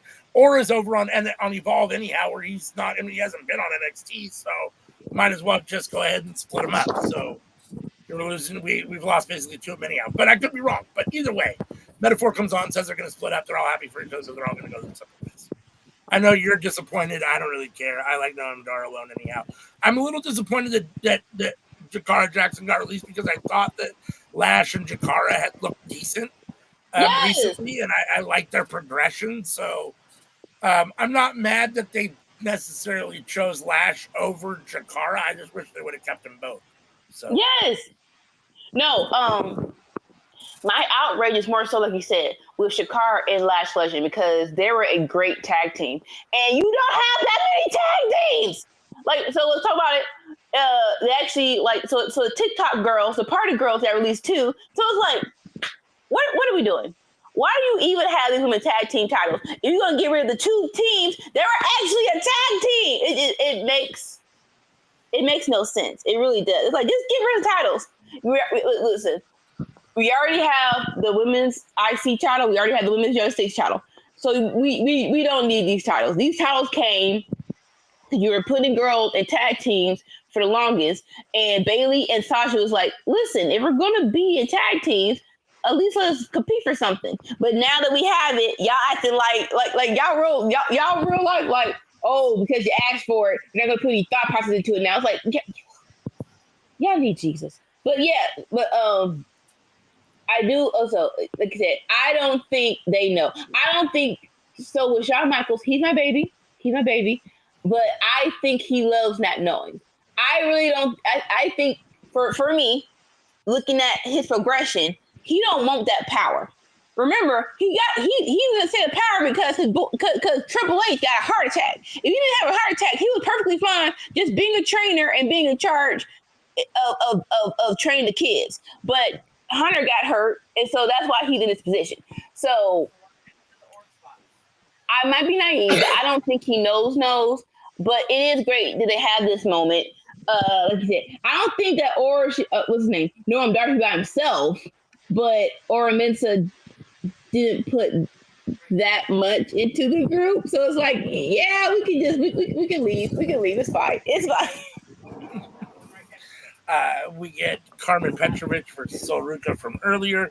It is indeed a non-title match, which is interesting, especially since they let Sol Ruca basically squash her out in a little over 3 minutes. Hit her with a soul snatcher, and it was over. The only reason that I say it's a little interesting is that I guess I felt like for a minute maybe Carmen was getting a little bit of a push, and then it is what it is, I guess. But to get squashed out here basically in a non-title match, if it's non-title, I think maybe Carmen wins somehow by whatever, and then she gets the title shot and then gets beat. But it is what it is. I guess if you want to bury somebody, there's a good way to do it. So after the match, she basically tells Ashanti she's done with him, which is great because that storyline has been terrible. So, anything you want to say about this match? I don't call it a squash, but I will call it a short behind match. Like this is a hella short. So I'm happy that it's not a title match for it being this short. So in the match, old boy is kind of the reason why she lost. So if this is a means to an end of breaking them up, cool. I'm okay with a short behind match to break them up. So that was fine. That was fine. And, it is what it is. Trick Williams is here for a chat. He wants to get right to the point, calling out Joe Hendry, who does not appear because Darkseid already took him out, which makes Trick look really petty because he'll move, Trick. He'll move. If you don't watch the product and then see he got a behind whoop, sir. He says Hendry got the best of him last week, but he showed up a rebellion and took Hendry out. And that... let's see. He's also going to be on All American. He debuts at the last episode of season 7. He's Hollywood Trick now, but Hendry is local talent. He still wants Oba. He's still whining about not getting his solo match for the title that he's been asking for. And so here comes Ava. Ava says, reminds Trick that he's been basically whatever, and that, going over to Rebellion and being a douchebag to Joe Hendry over there and taking out their star doesn't necessarily ingratiate him. And honestly, instead of moving him a step forward, which he thought it would do, it actually makes him take 25 steps back because he's going to be one of 25 men in the Battle Royal, and the winner gets a shot against Oba Femi at Battleground. Anything you want to say about this little Trick Williams segment? Go Ava. It's like what you not gonna do is just do what you want to do and think you're gonna get rewarded for it. Like, yes, this is how general managers are supposed to act. Chaos does not give you rewards. Chaos gets you a punishment. So no, you're not gonna get your one-on-one. Now what I will do with new bodies is put you in the Battle Royal and let's see if you win that. But no, you don't get rewarded for that foolishness, you crackhead, emotionally. So yeah, go on Ava. Yes. Roxanne is talking to Julia before their tag team match later tonight, and they agree to basically respect. I mean, Julia seems to basically respect her. I don't think it's going to be getting along. It is what it is, I guess. Oba says he's fine with facing Trick if he wins the Battle Royal. Then the Undertaker makes an appearance on NXT and basically tells Oba that it's his yard, but to not get too complacent because there are some guys coming from Legends and Future Greats, one of the WWE, developmental shows they have going, LFG, and that Jasper Troy, Shiloh Hill, and Anthony Luke are names to be paying attention for, and so Oba shouldn't get too complacent. Oba and Undertaker shake hands, and the segment is over. What do you think about this little segment? Either of these, Roxanne talking with Julia, and then Oba and Undertaker. Roxanne and Julia are cool. Like I said, we said it on the Raw review. We need an explanation of why y'all teaming up. It's like, why though? But why? Because if memory serves us right, it was y'all feuding against the belt. So can y'all make this make sense, please? And thank you. We don't ask for much. We just need an explanation. As for Taker and Oba, evidently LFG is a really, people are really watching the show. And for all purposes, they've done a good job where it's like you put it on Sundays after football, so that time is freed up, and you have some great coaches. So I'm here for NXT when it was a game show. It was Tough Enough, right? We really didn't get those people after the show. Like honestly, I didn't know that Naomi's partner, I want to say Carmel. Yeah, Carmel was on the show until I watched it. I want to say afterwards. They're like, oh, snap, that's you. So it is kind of nice to be like, oh, we're going to actually be with y'all through NXT to make sure y'all are good. I'm not sure who won.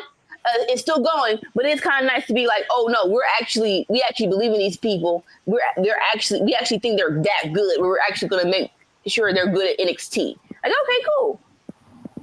Yeah. We got the tag team championship match next. Josh Briggs and Inamura get another chance against Tank and Tank. Unfortunately, this one doesn't come out any different.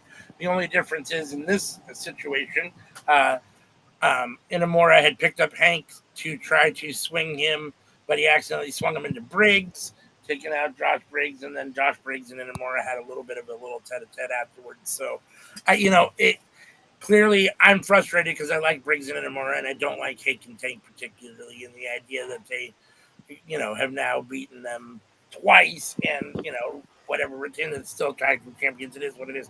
I'm assuming this has to be the end of Inamura and Briggs' tag team. Inamura was about to go back to Japan. Well, he was saying he was going to go back to Japan to try to manipulate a tag match. So, I don't know. I guess I could see maybe now that they're having a little issue, maybe a one-on-one against between Briggs and Inamura, but that to me doesn't have any meat on the bone. I don't really care. I mean, unfortunately, I really like Josh Briggs and I really like Inamura, so together they do a lot for me, but they didn't do anything with them on NXT, so I guess it is what it is. I guess it's time to go back to the drawing board with both of them. I suppose either Inamura is going to go back to Japan or they got to do something else, and Josh Briggs has to, I don't know, they got to figure out something else for Josh Briggs to make sure. Yeah, no, I totally agree with you. This tag team division needs some help, and it was cool when it was Fraxium, because Fraxium basically had a good match with everybody. But now it's Hank and Tank. And I don't put that on Hank and Tank. Or it's like, oh, so who are they going to face? Who are they going to face? And so, like you said, Bridge and what's his name? Which one? I got Briggs. And Inamura. Inamura. It's like, I guess it's a matter of how they view them. If y'all didn't view them as being a tag team and it was eventually going to be a breakup, okay, fine. Like you said, them facing each other, cool. I don't see that on a premium live event. Just do it on a special TV show. But it is what it is. But we got to do something about this tag team division. Agreed. All right, so then we had several segments in a row, which I'll go through. You can talk about them all at one time. Okay. We had No Quarter Catch Crew talking about how they're ready for the Battle Royal. It sounds like Miles Bourne and TV and the Heights are going to be in it. And they don't know where Charlie Dempsey is. It was a little odd, but I guess it is what it is. I'm not sure what's old Charlie Dempsey. Right. Interesting. Then we have Andre Chase, formally bringing back a Chase U. And so, okay, I guess it is what it is. Kalani Jordan mocks Sol Ruka for not defending the title tonight like a real championship, or like a real champion should. Zarya says if Kalani Jordan wants a title shot, they can fight first. She has to beat her first. Either way, Sol's not super happy with Zarya just kind of like stepping in and talking for her, but it'll be Zarya versus Kalani Jordan, and if Kalani can beat her, then I guess Sol has to give Kalani a title shot. Hank and Tank come up to see Joe Hendry, and they're ready to help him against Dark State. That's quite a dream team for Dark State to overcome, I guess. Hank and Tank and Joe Hendry. And that brings us to the main event match. So what do you think about these like 4 segments? Because there's like four segments roughly. Anyone you want to comment on? No Court Catch Crew. I never searching for Charlie Dempsey. Fine. Zarya and Sol is like we know how this is gonna end, right? It's just a matter of how we get there. It's gonna be Zarya versus what's her name? Yeah, Sol Ruka. Sorry, I'm getting mixed up. Yeah, it's gonna be them competing for a title. It's a matter of how solidified you're gonna make Sol Ruka as champion before you do that match, right? So this is to be expected. And what was the third one? Hank and Tank talk about Joe Hendry and Dark State. They're champions, so they're like at least they're champions trying to help you. But again, do we really think Hank and Tank are going to matter? They're not. Hopefully Joe Hendry get better help. And hopefully gets better help.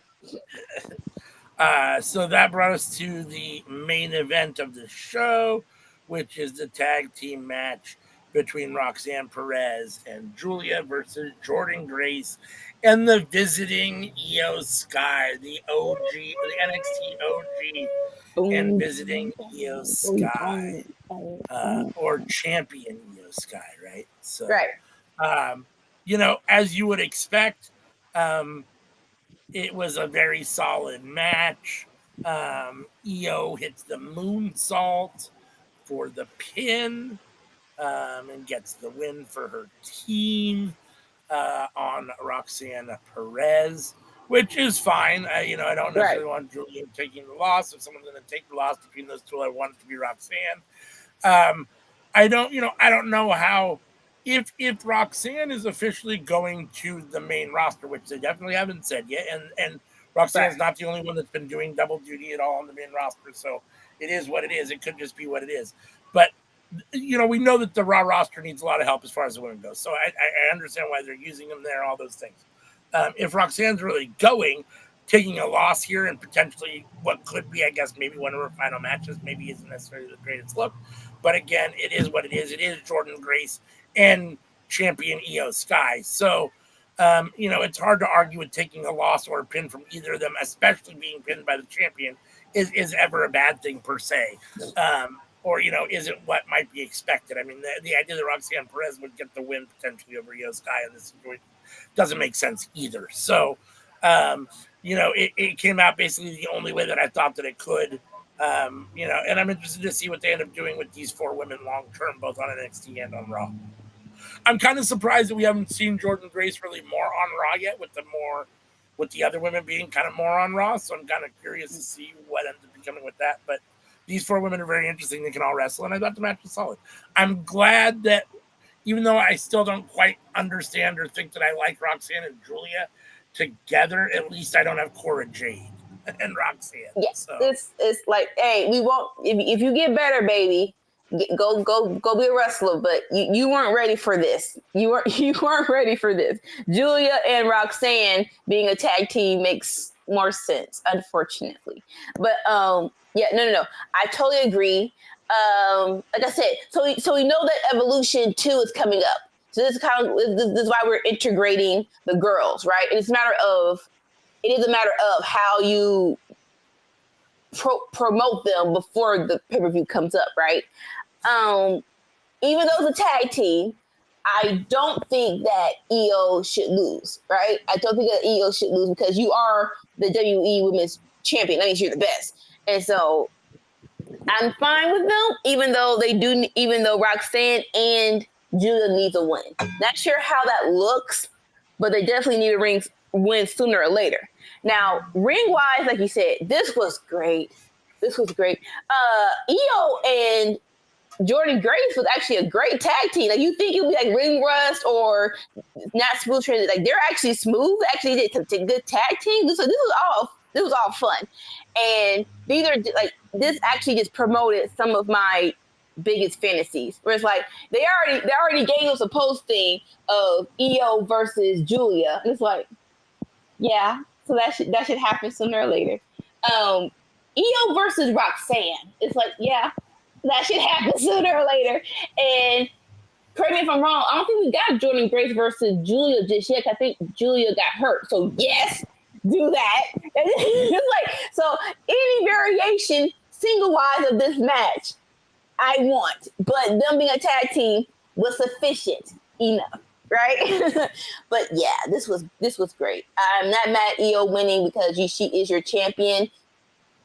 And like I said, it feels like until Evolution ends, we don't know who's officially on which team, on what show. So, and for me, if you don't want to put any brain power to it, I'm all for that. It's like, yeah, nah. We can just enjoy this right now because this is some great wrestling. These girls are great. This is some great wrestling, man. I agree. Post-match, Stephanie wants to know who her next challenger is going to be for the NXT Women's Championship. And Ava says, next week we're going to get Julia and versus Jordan Grace, and then the winner is a number 1 contender. So that's basically how the show ends. I thought it was a solid show. I thought There were a couple things that were down. Obviously, Carmen versus Soul. It is what it is. It was non-title. I say squash. You say not. It is what it is. It was short. Yeah, it was short. It felt very NXT felt very kind of program storyline backstage heavy for me this week. So even though I enjoyed it, I still think it was a little bit below Raw for me this week. I'm going to give it a B minus. I gave Raw a B. I'm going to give it a B minus.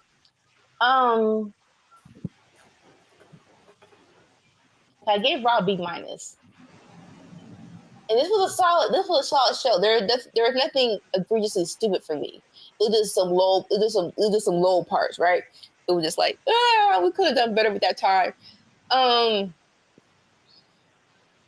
Now I'm gonna give this one a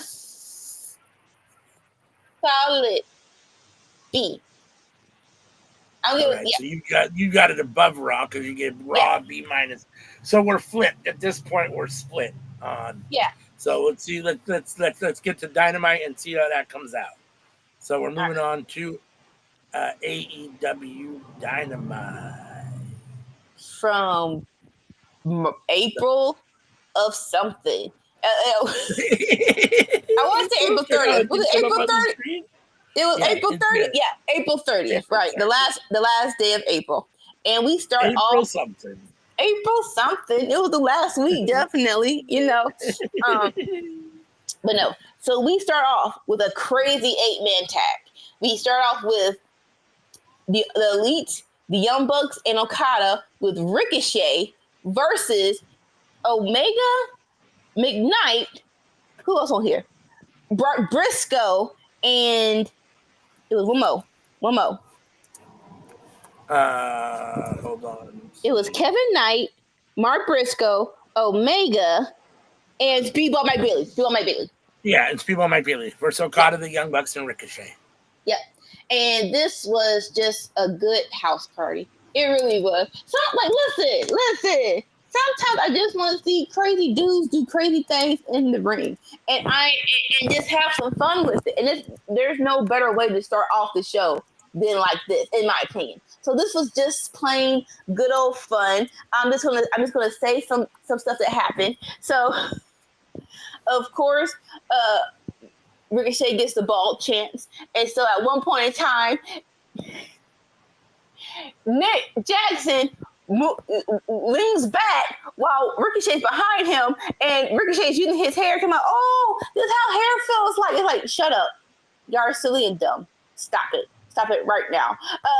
In the middle of the match, we get Mark Briscoe and Speedball doing the Karate Kid crane kick together. That was fun. That was hilarious. Okay, but in all this silliness, we are finally hyping up Okada versus Omega. I want to say 3, but like the next. We'll say the next chapter. I'm not sure how many times they get there. 850. I don't know. I mean, it feels like they've been circling and wrestling each other forever in my mind. The next chapter, and so the story between them two is every time Omega gets into the ring, Okada leaves the ring, and it's like you can't run away from it forever. This match is happening. It doesn't matter when, right? It's happening. And then in the middle of it, they have not a super kick party, a miss elbow party where everybody goes for an elbow and misses. It's like, what are we doing?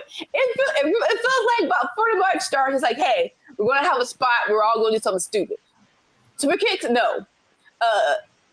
RKOs, no. How about we just try for elbows and miss? We all miss. Yeah, let's do that. But yeah, but in the midst of all of this craziness, it was very high flying. It was very hard hitting. One of the moves was some of them had them in some. It was, I want to say, it was the heels were in charge, and they had the baby faces laid out on the ring apron, while 2 of them did 450 splashes to their midsection. That was insane. And then, of course, Speedball and Kevin Knight actually are doing good at tag team. They're actually getting their mojo together, and that was a cool thing to see with their little tag team action. But all in all, someone had to take the pin, And this is why we have Mark Briscoe in here. He was great, but someone has to depend, and so it should be Mark Briscoe. Um, and so with this, Mark Briscoe goes up top for the Frankie Bow, but true Ricochet heel faction, he pushes Mark Briscoe off the top rope. Okada does the Rainmaker. 1, 2, 3. Heels win this match. Any thoughts? I thought it was fine. I mean, one of the things that watching this match, I kind of had a bit of an epiphany where I thought to myself, this is basically kind of what New Japan does. I mean, it's like, it feels like New Japan kind of USA. Yeah. I know you. I mean, I know you don't necessarily have a ton of experience of watching New Japan, but you watched it enough to where you know that like they love to do these big multi-man matches, especially to open shows. They love to get a lot of guys on at the same time and just kind of have all this chaos. And it's fine. I mean, it gets a bunch of guys on TV at the same time.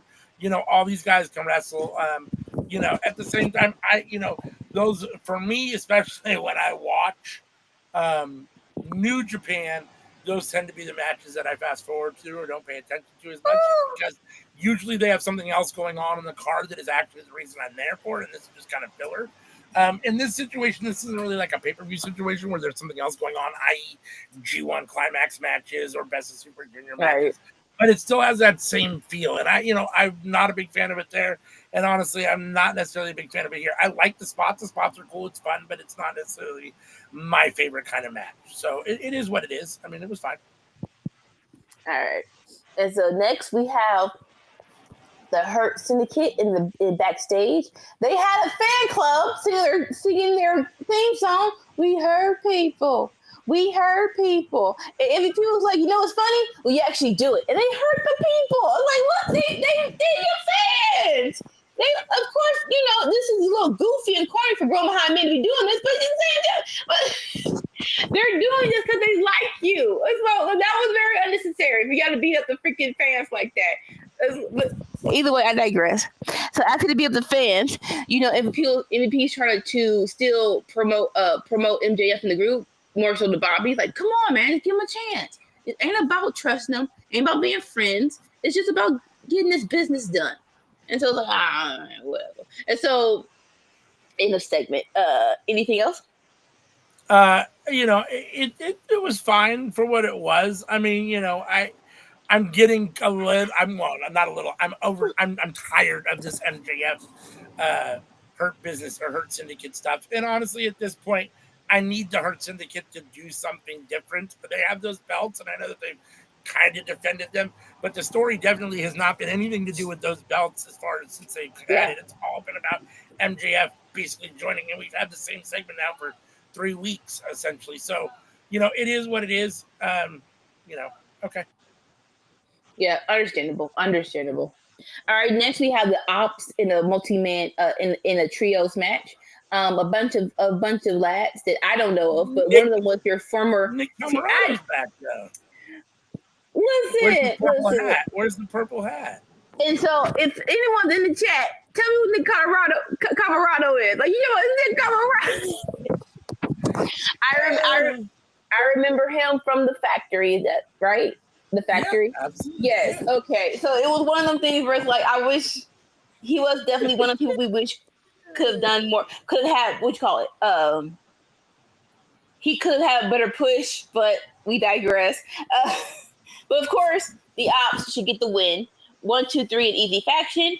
But here is heel behind Dark Vader. Death Rider coming.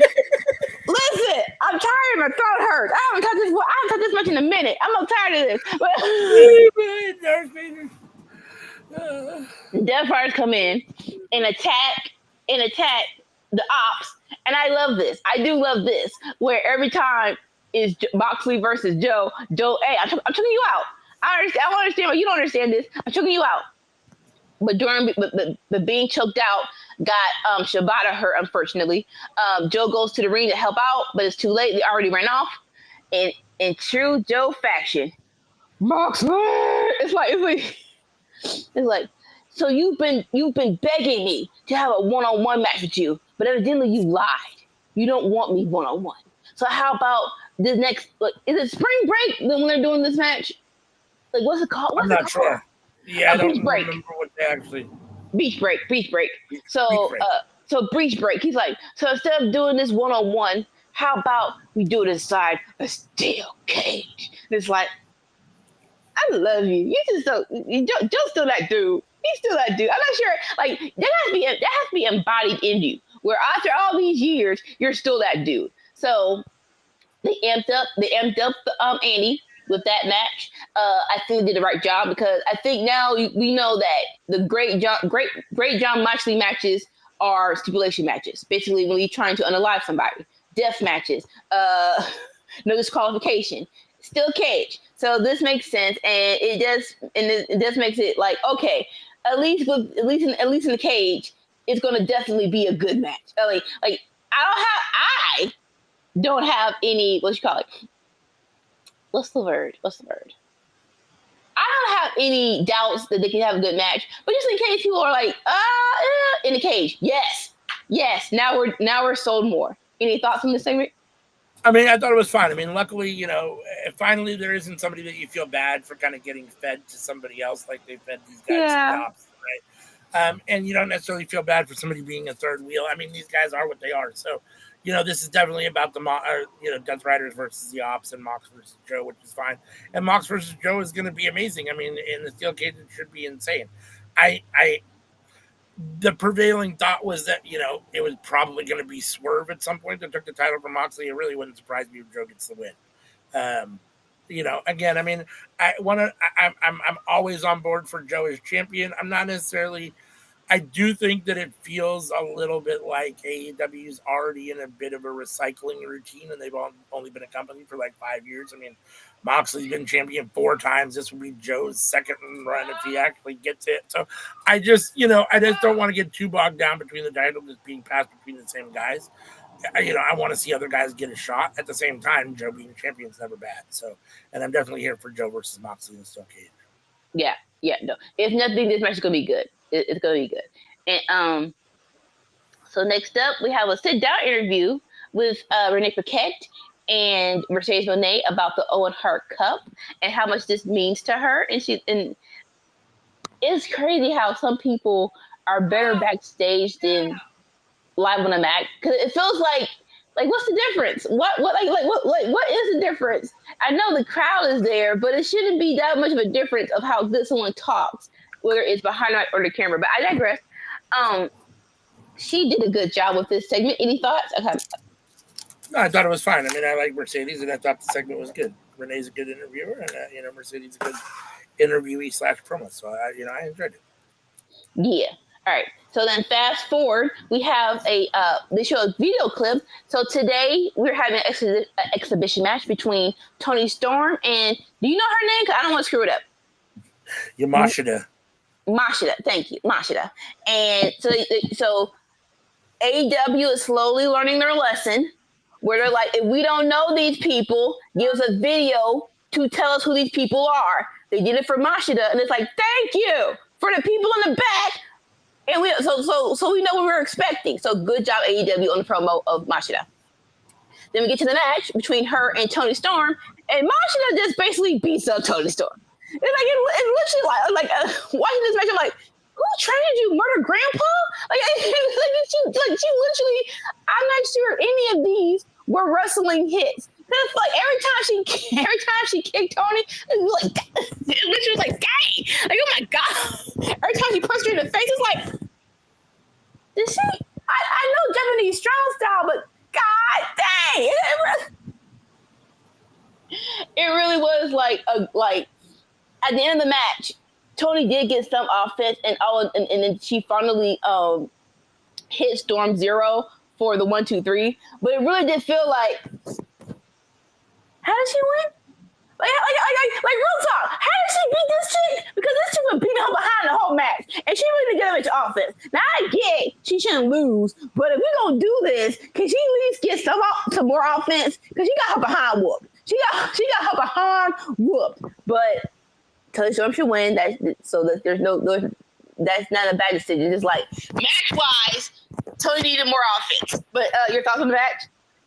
It was fine. I mean, they still, even with the package for Yamashita, they still need to do more to, the thing is that nobody knows who she is and nobody cares, as far as AEW or Ring of Honor, right? I mean, she's had like 3 matches altogether, and this is her first match in like 2 years in AEW. So even with the package, it is what it is. So she feels like a stranger, which is a little bit of an issue. And then she comes in and looks way too strong against the world champion.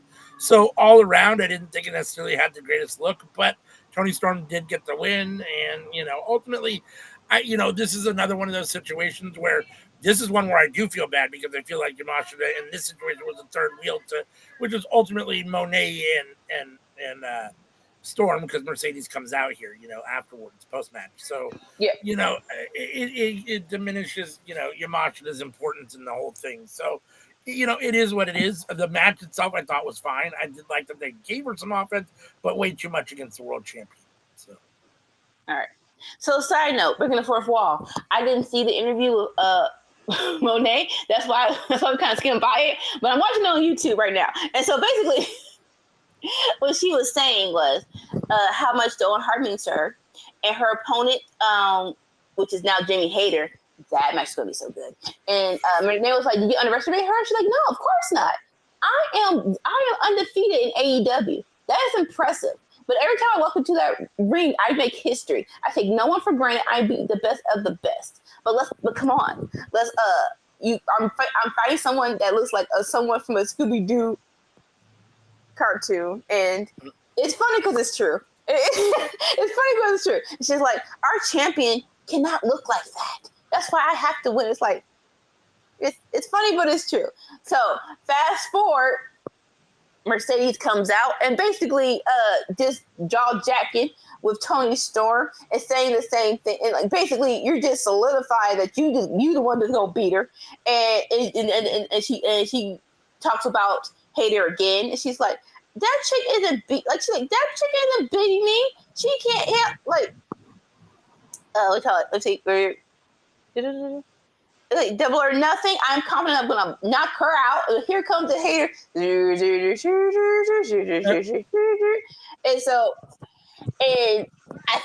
Mercedes tries to hit her, but Hayter ducks and hits her crack in the face, and then Mercedes does this cartoonish run away, and it's like, ma'am, you did not have to run like that. You could have just run away. You didn't have to run like you are like now you're in a freaking a cartoon series. But that was hilarious. And what was it?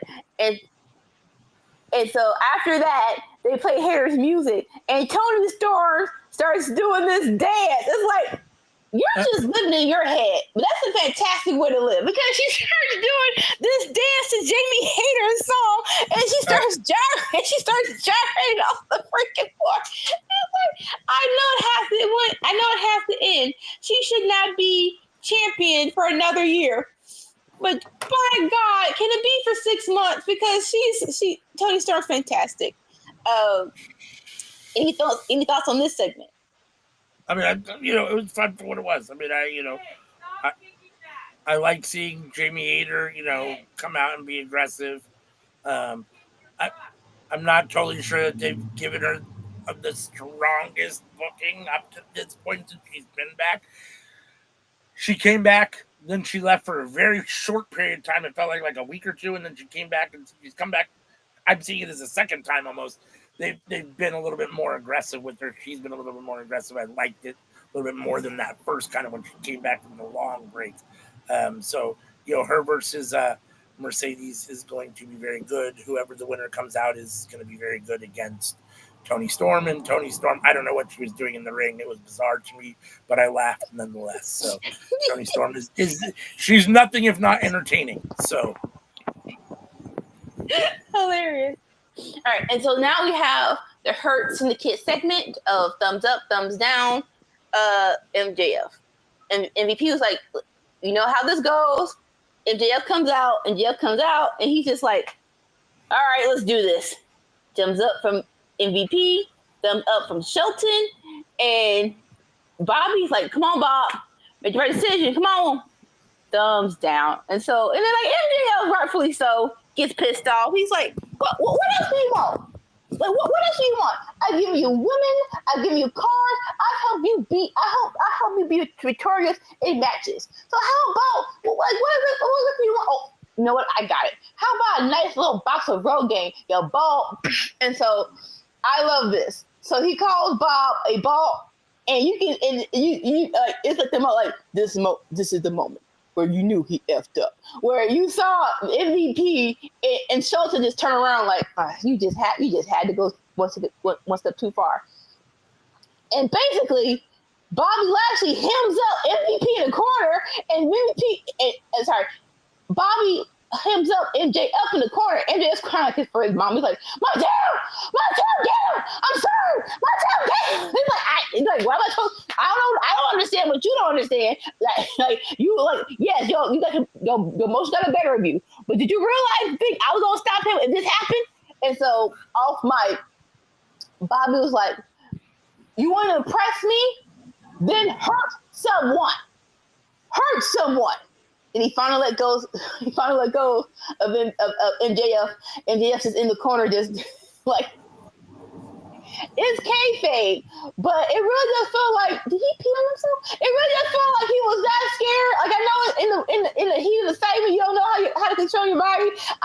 When it feels like he was real life scared. And again, MVP and Shelton is like, that was dumb. You shouldn't have said that, but you still want to be with us. And so MJF kind of recovers a little bit, and they all leave the ring. But yeah, that was hilarious.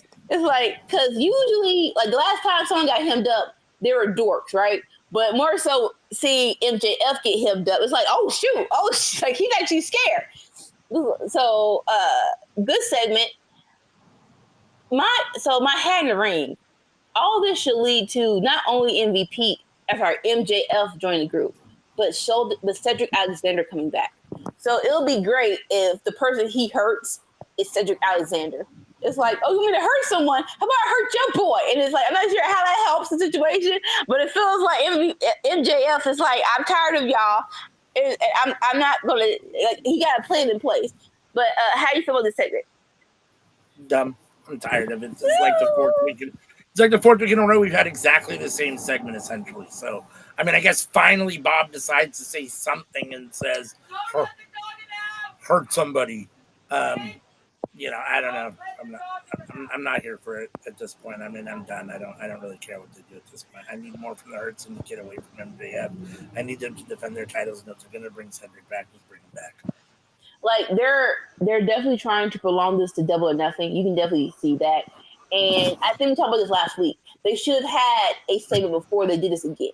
They definitely should have had a segment in between the meantime, right? So I can definitely see you're being wary about this, but it hasn't died though. But like you said, they definitely change it up. Like, please change it up for heaven's sakes, change it up. All right. Next we get Nick Wayne versus Jake Lethal, defending his ROH TV championship, because evidently ROH, even though you're their champion, you don't want to be on their television having this match. It's like, what are you doing? You're the ROH television champion. Why is this not on ROH? I don't whatever. It's fine. He beats Jay Lethal. I don't know how to feel about that, because Jay Lethal's a legend, right? And it's like, I didn't think he was going to be a world heavyweight champion, but I think at least be in the same position as Mark Briscoe, right? And it's like, this is what we're doing. He's getting beat by Nick Wayne. It's fine. What are you gonna say? Nothing. I wasn't gonna say anything. I mean, my comment is just that I enjoyed this. I thought this was fine. I mean, at this point in time, the reality is that you, for way too long now, you've misused Jay Lethal. You basically had him for 5 years and have done nothing with him. And at this point, if you're going to continue to do nothing with him, and, he's at the stage of his career where he definitely has far fewer days in front of him than he has behind him, whereas Nick Wayne is the opposite. Put the young kid over. I'm fine with that. I mean, I don't have a problem with it. It looks good for Nick Wayne to get a win over someone that we all consider, like you said, a wrestling legend in Jay Lethal. It does more for Nick Wayne, because you're actually doing something with him, than it does for Jay Lethal to get a win over Nick Wayne, who you're doing nothing with. I mean, if Jay Lethal gets the winner, you're basically not burying, but you're taking away from Nick Wayne's rise, and he's at least in a storyline with Christian Cage, which is an active thing on Dynamite. Jay Lethal barely gets any time on Ring of Honor. So, I understand why they do it, and I don't really have a problem with it. I thought the match was good. I wish they could have given him a little more time. I mean, even at the 9 minutes or so that they gave them, this could be a 20-minute banger. Like, these two are incredible. So, I don't know if Jay Lethal can technically go 20 minutes anymore. It's been a long time since we've seen him do something like that. And maybe if it had gone 20 minutes, I'd be saying, oh, they only needed to go 10. I don't know. But it felt like it could have gone a little bit longer. But beyond that, I liked this. And I thought the post-match stuff was a lot of fun. Yeah. Like I said, the match was good. The match was good. And I get it. I guess my mind was like, can we at least see Jay Lethal before he gets beat? Maybe. But I digress. All right, like I said, Nick Wayne wins. And Christian comes out. He takes the belt from Nick Wayne, but he's not putting it over his shoulder. He's putting it behind. He's putting the strap upon his son's waist. And it's like, they're setting up some good stuff. When we finally get the break off between Christian and the patriarchy, it's going to be some good stuff. It's going to be some good stuff. So I can't wait for that to happen. Any thoughts on that? No, I mean, I just, it's fun. I enjoyed it. The stuff with Christian Cage is great. We'll see where it ends up playing out. It's obviously going to be Nick Wayne versus Christian Cage at some point, and we'll see how that plays out.